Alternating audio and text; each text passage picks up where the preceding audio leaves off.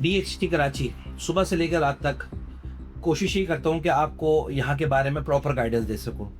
जो मुश्किलात मुझे इन्वेस्टमेंट करते हुए यहाँ पर हुई थी वो मुश्किलात आपको ना होएं, और इसीलिए लोकेशन को लेके जो रेट्स के डिफरेंसेस हैं यहाँ पर उन सबको कोशिश करता हूँ कि आपको एक्सप्लेन कर सकूँ कि क्यों, क्या वजह है कि एम्यूनिटी के पास प्लॉट सस्ते हैं, क्या वजह है कि एम्यूनिटी से दूर, स्कूल से दूर उनकी रिक्वायरमेंट ज़्यादा है और क्यों वो प्लॉट लेने चाहिए। देखिए, मुझसे पहले कई लोगों ने इन्वेस्टमेंट्स करवा के दिए हैं। ये नहीं कि उन्होंने जानबूझ के एक्सपेंसिव या गलत जगह पे इन्वेस्टमेंट करवा के दी होगी। मैं उनकी इन्वेस्टमेंट करने पे शक नहीं कर रहा, लेकिन मैं ये बात ज़रूर कह रहा हूँ कि देखिए, हमने शुरू दिन से लेकर अब तक ऐसी जगह पे इन्वेस्टमेंट कराने के बारे में हमेशा मशवरा दिया कि जो साफ सुथरे और नगीने प्लॉट हुआ करते थे। कभी भी ये बात नहीं की कि आड़ू प्लॉट परचेज कर लो या ऐसा प्लॉट परचेज कर लो कि जो एम्यूनिटी के पास आ रहा हो, क्योंकि आज अगर आप डिफरेंस देखें तो उनमें वो प्राइस का डबल नहीं आया। वो प्राइस का जो रेट ऑफ रिटर्न है वो नहीं आया जो हमारे प्लॉट्स में आया, और उनकी वो रिक्वायरमेंट्स भी नहीं है जो अच्छे और नगीने प्लॉट्स की रिक्वायरमेंट है। चाहे वो सेक्टर 3C हो, 3D हो, 6AB हो, 7D हो, 7AB हो, हमने हर सेक्टर में इन्वेस्टमेंट करवा के नहीं दी।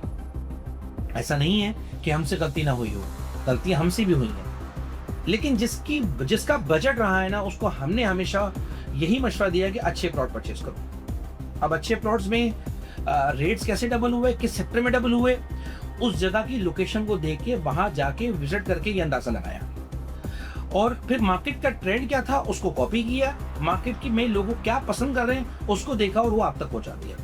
और यहाँ लिवेबिलिटी उस लिहाज से नहीं आ रही जिस तरह से आनी चाहिए, और अब उसके लिए इंतजाम हो चुका है कम्यूट सिस्टम का मलिर एक्सप्रेस में। अब इंशाल्लाह कम्यूट सिस्टम आएगा, but it will take time. ये DHA है, यहाँ पे सब चीज़ें स्लोली ग्रेजुअली मूव करती है। ये एक अथॉरिटी है, ये एक्स्ट्रा पैसे खर्च नहीं करते मार्केटिंग में या आपको अट्रैक्ट करने के लिए ऐसे कोई इकदाम नहीं करते जैसे कि प्राइवेट ऑर्गेनाइजेशन करती है। बात को आपको इसको समझना पड़ेगा। अब हम आगे क्या करें, रोकें ना रोकें, बेचें ना बेचें, बहुत सिंपल क्लियर बात है। होल्डिंग पावर है तो मत बेचो, पैसों की जरूरत नहीं है, कोई जरूरत नहीं है बेचने की। मार्केट नीचे भी आ जाएगी तो क्या प्रॉब्लम है, ले बेची आसानी से कर सकते हो। कोई अच्छी इन्वेस्टमेंट अपॉर्चुनिटी दिख रही है, बेच दो। नफा टारगेट के मुताबिक मिल रहा है, बेच दो, फिर दोबारा ले लेना। ये मार्केट ऊपर नीचे चलती रहेगी अब 10 साल तक, कोई बड़ी बात नहीं, जब तक लिवेबिलिटी नहीं आती। जब मकानात बनने शुरू हो जाएंगे, जैसे डी कटिंग में हुआ, जैसे जगह जगह मैच्योर होती चली जाएगी, रेट भी पक्की होते चले जाएंगे। अब यहीं से रेट ऑन एंड ऑफ ऊपर नीचे बढ़ते चले जाएंगे। लेकिन फेज 8 की मार्केट को देख के जिस तरह से वहां रेट बढ़ रहे हैं, 7.5 करोड़ में साहिल का रेट हो चुका है। पिछले दोनों मार्केट नीचे आई थी, नीचे आने के बाद रुक गई थी, फिर जहां जिस पीक तक गई थी ना, उससे भी आज मार्केट आ गई है। बहुत रफ है मार्केट फेज 8 की। उसके रफ होने से मसला ये आ रहा है कि लोगों के कुव्वत खरीद से DHA फेज 8 निकलने के बाद सिर्फ और सिर्फ एक ऑप्शन रह जाता है, वो है DHA सिटी कराची। क्योंकि हम लोगों को हैसल नहीं चाहिए, हम लोगों को परेशानी नहीं चाहिए डॉक्यूमेंट्स की। हम लोग फेज 8 में करेंगे या DHT कराची में करेंगे, हम लोगों को झंझट नहीं चाहिए। तो झंझट ना पालने के लिए वन पेपर डॉक्यूमेंट कहाँ मुयसर है, सिर्फ और सिर्फ DHT कराची में मुयसर है, और हम उसी पे ट्रस्ट रखते हैं। बाकी मार्केट का ऊपर नीचे होना ये फेज 8 में भी हमने देखा है, और हम यहाँ भी देख रहे हैं 10 साल से।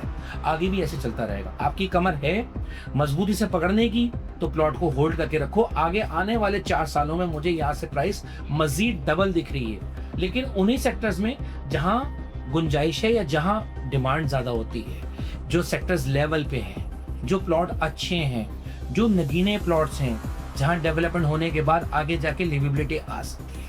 मज़ीद तफसीलात के लिए भाई से रब्ता कर सकते हैं, मुझसे तफसीली पूछ सकते हो, मेरे ऑफिस भी आ सकते हैं। DHA फेज 2 का मेरा ऑफिस है। आपका भाई आपका खादिम मोहम्मद तारिक।